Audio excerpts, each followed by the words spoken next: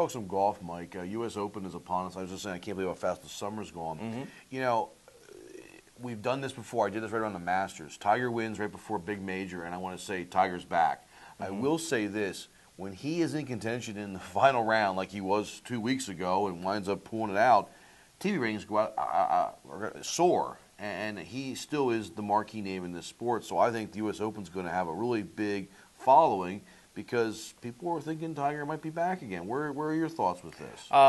In 2009, the Memorial Tournament, which is what Tiger won 2 weeks ago. In 2009, he won that tournament and drove the ball the best he ever has, literally the best he ever has in his career for 72 holes.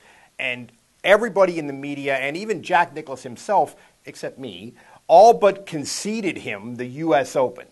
I wasn't so sure, and he was not really a factor in the U.S. Open.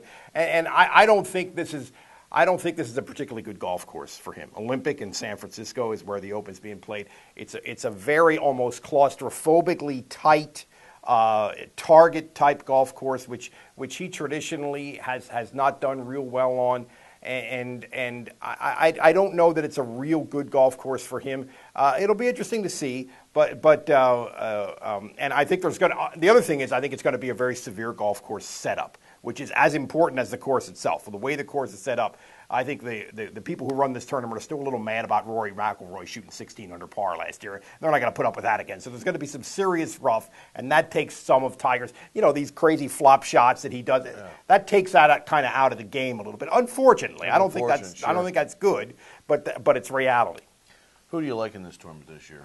Who's your front runner? I think that there's one guy who it feels to me like his time is now, and that's Luke Donald. He's actually the number one player in the world. He is a great player he's not a great ball striker, I don't think. Not a great full swing ball striker. He's not Ben Hogan, but I think from like 100 yards in, he's one of the best. I think a tight golf course fits him well.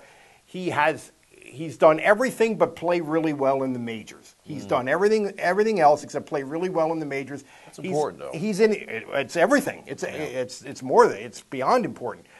He's in his early 30s. He's been doing it a while. It feels like this is the intersection of the way he's playing, this point in his career, and this golf course and this particular major.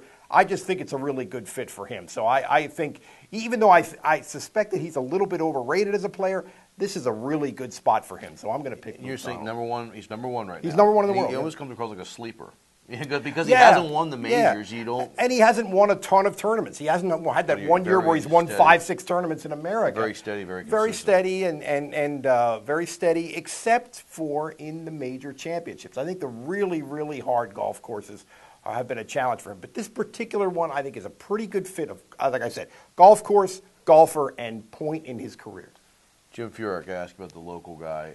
He's having a pretty good year. You look at the money standings. And he's been consistent again. He's played well lately. He has been more consistent after a long period of time where he really wasn't that. He would win a cup a little bit, but not contend week after week after week. I think this is a pretty good golf course for him, too. I would look for Jim Furyk to be a factor this week.